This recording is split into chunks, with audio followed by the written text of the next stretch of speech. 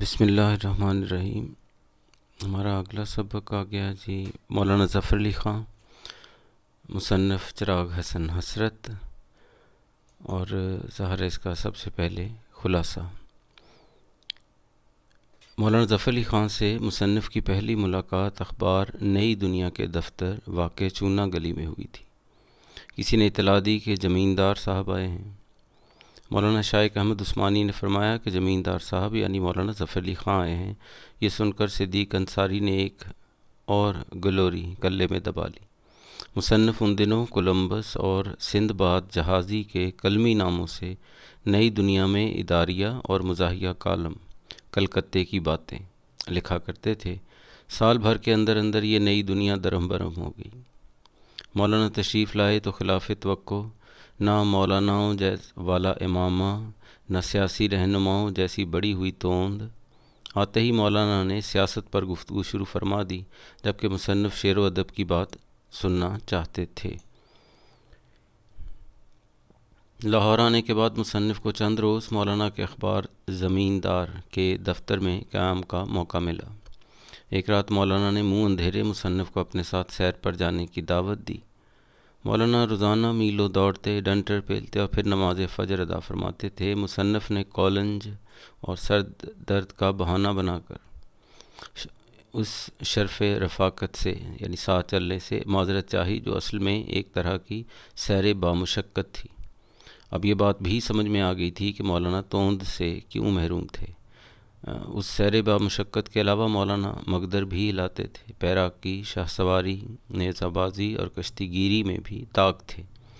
نیزہ بازی کے ایک بے مثال مظاہرے کی بدولت ان کی خدمات فوج کے محکمے میں منتقل کر دی گئی تھیں، مگر افسر الملک سے نباہ نہ ہو سکنے کی وجہ سے استعفیٰ دے دیا تھا۔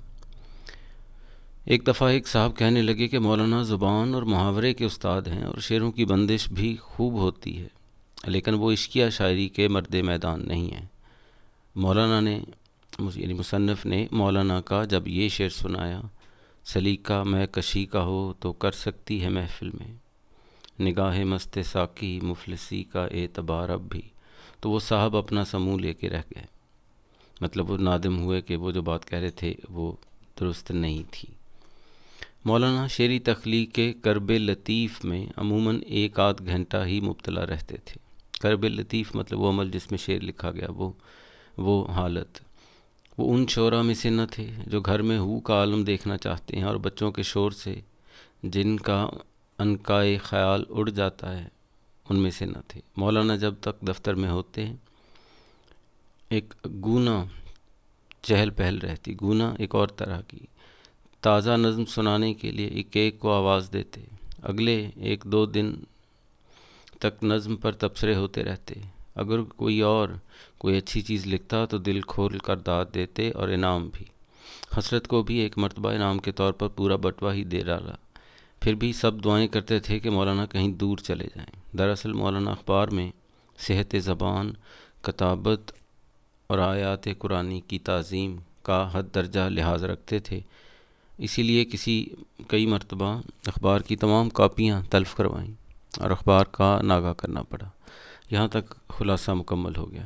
یہ شعر مولانا ظفر علی خان کے ہی ہیں دونوں، اور زمیندار اخبار کے متعلق وہ پہلا جو قطع ہے، زمیندار ہوگا نہ تا حشر بند، یہ کل عرش اعظم سے تار آ گیا، تیری قدرت کاملہ کا یقین مجھے میرے پروردگار آ گیا۔ یہ سب ایک اور خدا نے آج تک اس قوم کی مشہور شعر جو ہے یہ بھی مولانا ظفر علی خان کا ہے۔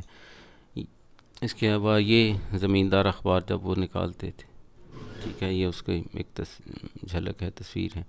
اور اس کے شروع میں اگر آپ اوپر بالکل زمیندار اخبار جہاں زمیندار لکھا ہوا ہے اس سے اوپر وہی شعر، خدا نے آج تک اس قوم کی، تو اپنے کوئی نہ کوئی اور یہ اظہار اس میں رہا، اور بھی ایک دو ہیں۔